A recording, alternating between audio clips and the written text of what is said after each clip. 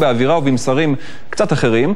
דפנה ליאל וצוות חדשות סוף השבוע מביאים תיעוד של ההדרכות ברבנות וגם מציגים את האלטרנטיבות.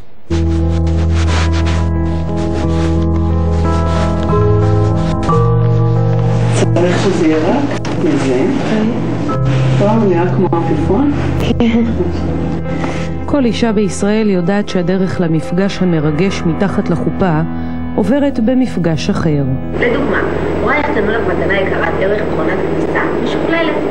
אני לא אעז לפתוח להפעיל את המכונה עד שאני לא אקרא את החוברת המדויקת שנלווית למכונה ועד שאני לא יודע בדיוק את ההוראות. ומי יצר את האדם?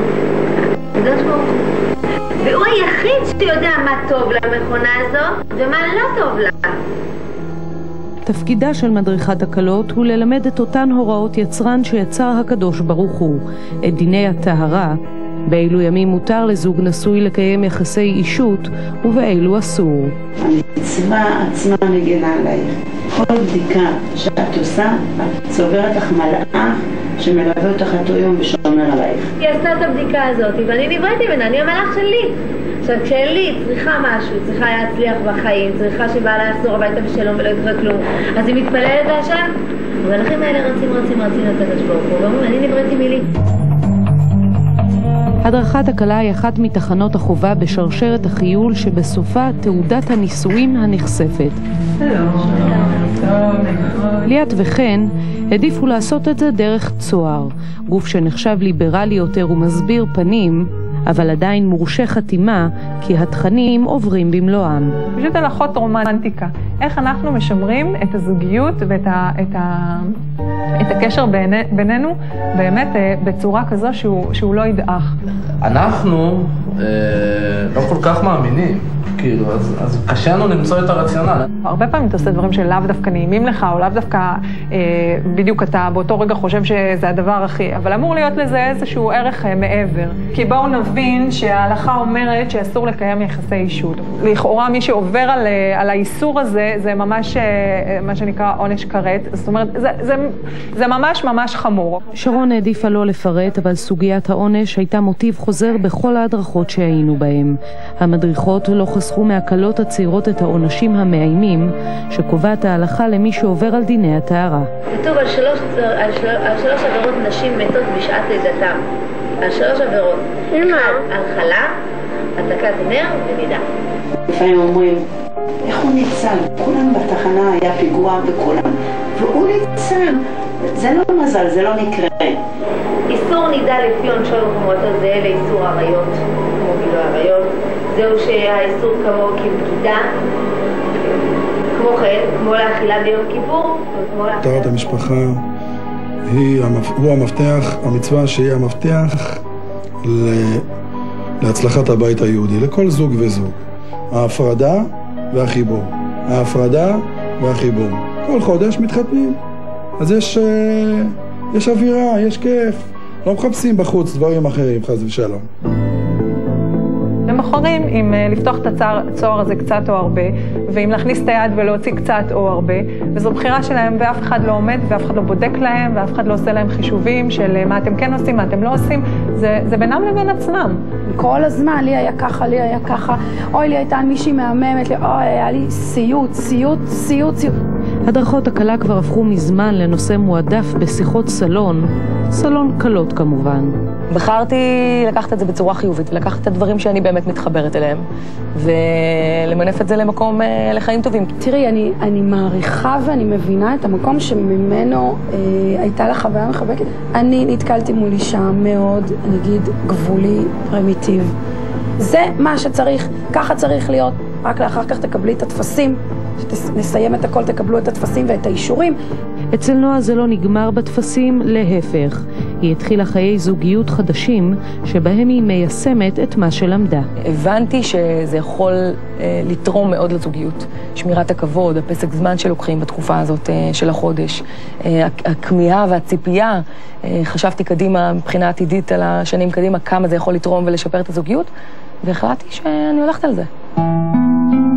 אבל עם כל הכבוד, בשביל לקיים דיני טהרה צריך 2. ואתם מדריכים יקרים, צריכים לדעת איך להדריך את החתן בשביל שהוא ידע מתי לשאול, איך לשאול, למי לשאול. בשלמותה בית ספר להורות ומשפחה עלו על הצורך הזה ופתחו פס ייצור משגשג למדריכי חתנים, למרות שהרבנות לא מחייבת הדרכת חתן, רק ממליצה בחום. עד היום לימדנו עשרות אלפי נשים, איך הן צריכות להתנהג, אבל מה עם הגברים? אז אנחנו מלמדים אותם גם את ההשקפה של הבית היהודי. חז"ל לימדו אותנו, אם אתה תכבד את אשתך, אפילו שהיא לא רגילה לתת כבוד, היא תחזיר לך כבוד. בהדרכת החתן מסבירים את אותם הדברים רק מהכיוון ההפוך. בן אדם שמתקרב לאישה שהיא עדיין לא טבלה מטומאתה, השכינה גורמת לו שתברח מהעולם, מהבית שלו. יותר מזה, אומרת הגמרא, אומר הזוהר הקדוש, שבזמן אם אדם מביא ילדים, בזמן שהאישה היא טמאה ממנה, היא לא טבלה מטומאתה, אז הילדים האלה הם יוצאים בסגנון אחר לחלוטין. בית הספר גם רתם את הקדמה להפצת המסרים האלה. בסדר, אז אני אדבר עם הרב ואני אחזור אלייך, בסדר? ותדעי שכל פעולה שאת עושה זה מצווה גדולה. המדריכות בתא רפרון עונות על כל שאלה שמתעוררת עקב קיום המצוות ומנסות לשכנע נשים נוספות לבחור באורח החיים הזה כמעט בכל דרך אפשרית. בדרך כלל בני אדם נורמליים לא מתנהגים כמו בהמות ולא חיים ביחד בזמן של מחזור. את יודעת, יש נשים היום בגיל 42 שהם מורידים להם את הרחם, שהם יכולות להמון מחלות, וכל בגלל שהם לא שמרו על עצמם. יש בי כעס על זה שזאת החובה, שזאת הדרך היחידה בעצם להתחתן מבחינה חוקית במדינה, שמשהו כל כך חשוך מעוגן בחוק. יש דרכים אחרות למי שהדרך הזו מתאימה לו פחות. וזה הרבה מאוד תלוי בשיחה ביניכם. וביכולת שלכם לתקשר זה עם זו. זה בעיניי כאילו באמת, זה הליבה של הזוגיות.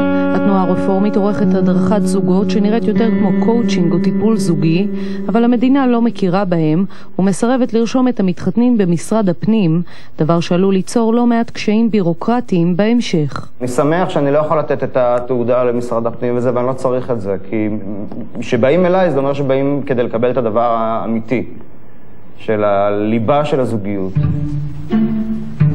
יש לנו חדר בסגנון מרוקאי. כאן יש לך חדר בסגנון, נמצא בסגנון ניו יורקי. זה חדר אמה, שזה חדר בסגנון אנגלי. בואי תכנסי, אני אראה לך מה יש. זה המקרה שלנו. ויש גם מי שכבר הפך את הרתיעה מהתהליך הזה לעסק. יש לי הרבה חששות לאן אני נכנסת, לכל המקום הזה, אני נכנסת ללחץ ויש לי חששות, ואם זה נכון וזה לא נכון, ועל זה דווקא לא מדברים איתך. הרי יש כל כך הרבה גירושים וכאלה. כן, אז זה לא מדברים איתך, מדברים איתך על המצוות ומה צריך לעשות ומה צריך לקיים וצריך ללכת למקווה וצריך לטבול. אבל רגע, בואו ניקח נשימה, תשבו איתי, תכירו אותי, דברו איתי, וזה נורא היה לי חסר, זה גם הפחיד אותי. בעברייה מקווה ספה הכל כלול. בין סידורי השיער, האיפור והמניקור טובלים במקווה יוקרתי ועוברים הדרכה אישית שמוכרת על ידי הרבנות ובסגנון קצת אחר. אני הייתי רוצה שהיא תיקח איתה לדרך תחושה כזאת של מה זה בעצם היהדות ושהיא לא הדבר הזה המאיים הזה שלפעמים היא באה איתה. קצת אני אוהבת להפריך סטיגמות כאלה ואחרות שקשורות בכלל לכל העניין. אני רוצה שהיא תרגיש שיש לה יהדות חלק בחיים שלה. זה אני נותנת לך הביתה, שיהיה לך זמן לקרוא בו וזה. ממש ללמוד תשקיעי בלימוד, כאילו להבין הכל. אוקיי. בסדר?